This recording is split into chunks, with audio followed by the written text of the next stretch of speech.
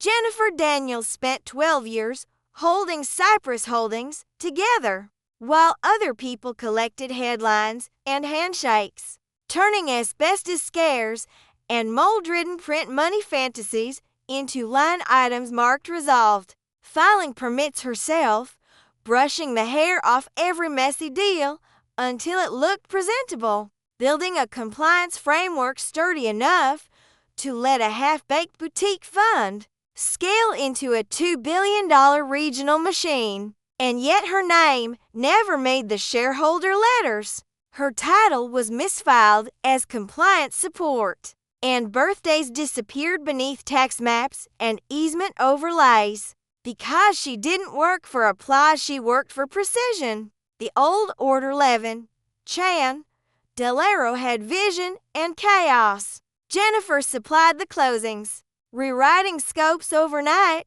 memorizing parcel IDs, knowing which county inspectors carried gambling debts. Once restructuring a four-property deal over hotel Wi-Fi with a decade-old lease, scavenged from her inbox. But when the sale rumors hardened and a new majority was inbound, she pulled the founders' joint venture out of the drawer original paper. Envelope glue still ghosting the edge because, as she knew, people forget what they sign. Paper doesn't. Grant Palm arrived in a rental Porsche Sheen with consultants and pocket squares, declaring modernization like a slogan hasted over drywall. Inventing titles strategic vision partner, transformation lead, chief narrative officer while quietly converting Jennifer into a question mark on a whiteboard. Access expired, invites vanished, HR rehearsed operational streamlining in soft tones. She took the packet without protest, smoothed her skirt, lifted the pen out of habit, and left. What they missed, because they never really looked, was that her name still threaded the historical archive, original signer on frameworks, author on oversight, a living key in the dead files. 8 months before their takeover swagger, she had buried one necessary, boring,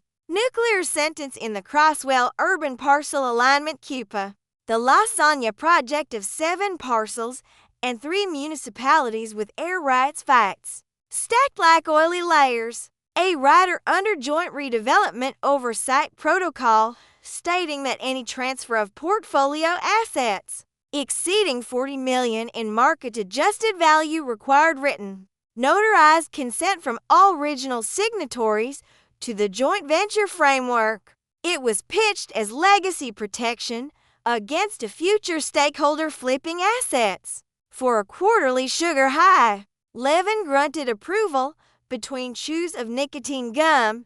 Delero asked for carve-outs under 40, and both men signed between other business because governance is boring until it becomes a bomb. Jennifer saved 3 copies, printed to hard, filed one in the legal archive, and slid the other CUPA JVV5 final consent rider trigger clause into her second drawer behind an old stapler, and a Tulsa arbitration brochure she never attended, then went back to work. When the new regime erased her bylines and renamed folders once labeled JD Oversight to Legacy Review, when a consultant bragged about cutting dead code, when an investor call celebrated a hard reset, she didn't rage. She watched, and the watching sharpened to a point the day of former. Contact forwarded a draft press release for a $375 million portfolio. Transfer 6 interconnected properties stitched by liabilities and obligations Jennifer knew as well as her own signature. The release hailed Grant as visionary. It did not mention the person who ate cold dumplings in a parked car outside stormwater board meetings while negotiating air rights, or the person who clustered zoning overlays across 3 jurisdictions to avoid reassessment. But the number in the header tripped a wire in her mind. Over $40 million, many times over. She didn't want revenge. She wanted accuracy with a timestamp. 3 weeks before closing, at 9:06 a.m. on a Tuesday when mid-level acquisition, people can still feel their coffee. She sent one short email to Thomas Arclean at Bellway Holdings, the buyer, the club soda note-taker, who uses a mechanical pencil because pens feel too aggressive. Thomaspel. ACE reviewed the Crosswell framework from 2021, specifically the rider under Section 11D. There's a compliance inconsistency tied to consent authority that may require immediate attention. Prior to execution, JD, 2 hours later his text came. Reviewed Section 11D, call me ASAP confidential. On the phone his breathing sounded like a man who just saw a train crest the hill. Why did no one mention this? Because no one read it, she said. It's notarized and still binding. The clause hinges on signatures, not employment. This could stall the entire transaction, he said. Only if someone ignores it, she replied. Properly addressed, it's resolved with an acknowledgement and revised signatory memo. Clean. No headlines. He asked if she was going to the gala. She hadn't been invited. He fixed that.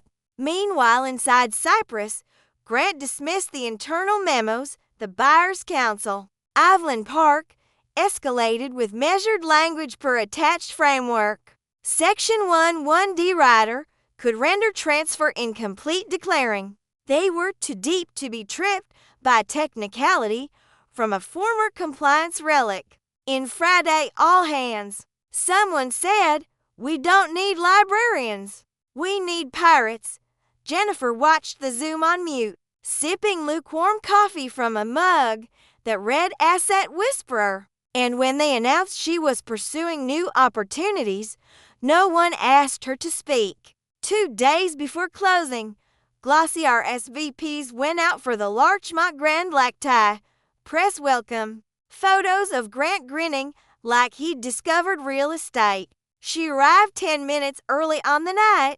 Matte black sheath, no jewelry, a leather folio under her arm with the original paper sleeping inside. Downstairs, a DJ called Sil Q washed the ballroom in ambient synth, while mirrored centerpieces strained to look expensive. Around the room, exhaustion hid under cocktail dresses. At the center, Grant performed, mugging for cameras, repeating benchmark, vision, execution as if repetition could notarize outcomes.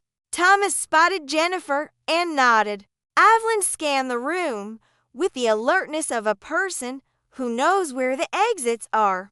Before the lights go out, when their eyes met, a small relief passed between them. Business, not theatrics. The signing was set for 8:30 p.m. in the Sequoia room upstairs. Polished oak, velvet chairs, a chandelier that warranted its own policy, 8 pens arranged like surgical instruments, champagne already engraved with the closing date. Cameras clicked into readiness. A junior notary aligned tabs. A photographer hunted angles. Jennifer slipped in last and took a seat against the back wall. Invisible on purpose, the posture of a file drawer that opens only when it matters. Laughter formed a surface layer. Who would sign first? Who'd get the honor of ink? Then Evelyn spoke, calm and audible. Before we proceed, we need to address a small matter related to Crosswell Section 11D, rider clause. The surface cracked. Grant waved it off. Legacy language. Internal counsel cleared. Evelyn slid a page to Cyprus's lead attorney, Clifford Hall, a man with the haunted steadiness of someone who did M&A in the 90s and knows the taste of surprise. Clifford gave the clause a cursory pass, then a slow reread. Blood left his face like a tide. It's tied to personhood under the JV, not employment, he said to Grant, voice thinning. Consent from all original signatories is required above the threshold. There are 6 such assets. Grant said, "She doesn't work here." And Thomas lifted a hand, almost apologetic, pointing to the back. "She's present." Heads turned. Jennifer didn't stand. She opened the folio on her lap and tilted the original framework under the light. The notary stamp blinked like a quiet detonator. She walked forward only when the room had fully acknowledged physics. Placed 3 pages in front of Evelyn, each snapping lightly against the wood. Original framework. Executed writer. Notarized and time-stamped. Chain of custody archived 3-fold. 1 filed with the Delaware Corporate Registry. 1 filed with the 2021 Crosswell Redevelopment Submission. 1 here. Everything's clean. Evelyn confirmed. Enforceable. Grant tried again, override, amend.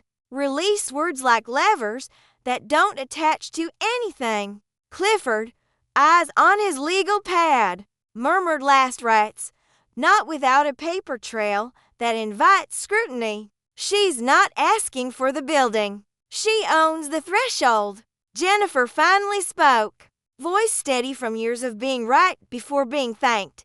"This isn't personal. It's structural. You erased me from an org chart. You didn't erase my authorship.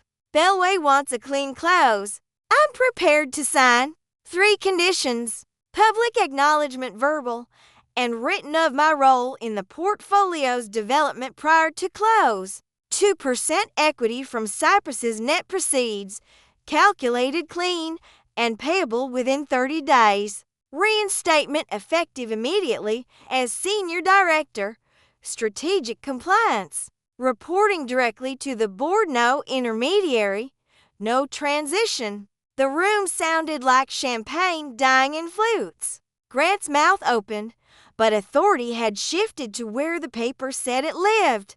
Evelyn requested a brief step out, returned, and nodded.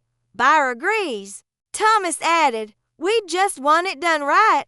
Clifford said they would amend and attach a rider with the equity clause and notarize the reinstatement letter before she left the building. Jennifer signed once on the clean line that had waited all evening, and again on the letter already printed with her new title and reporting line. No smile, no gloating, only the gravity of accuracy restored. The press, sensing something enormous without knowing its shape, whispered. Cameras flashed. Someone clapped once and stopped, not sure what ceremony they'd witnessed. Jennifer slid the empty folio under her arm and left the way she came, bypassing the staged sea.